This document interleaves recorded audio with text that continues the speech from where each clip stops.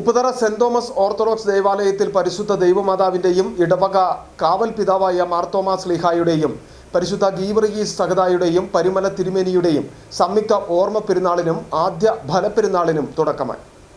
ഇന്ന് രാവിലെ 8:15 വിശുദ്ധ കുർബാനയ്ക്ക് ശേഷം ഇടവക വികാരി ഫാദർ കുര്യാക്കോസ് സ്റ്റാൻലി കൊടിയേറ്റ് കർമ്മം നിർവഹിച്ചു.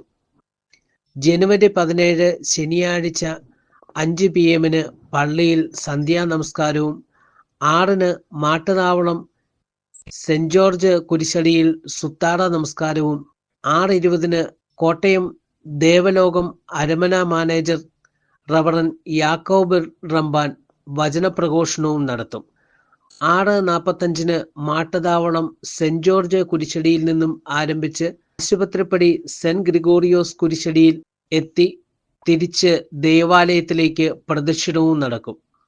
8:30 വാഴ്വ്, ആകാശവിസ്മയം, സ്നേഹവിരുന്ന് എന്നിവയും 18 ഞായറാഴ്ച 7:15 പ്രഭാത നമസ്കാരവും 8:15 റവറൻ യാക്കോബ് റമ്പാന്റെ നേതൃത്വത്തിൽ വിശുദ്ധ മൂന്നിന്മേൽ കുർബാനയും നടക്കും.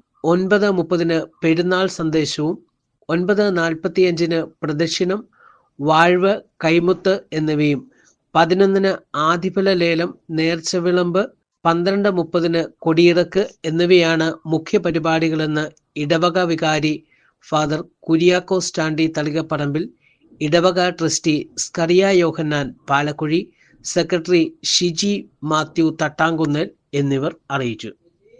City vision news, Upputhara.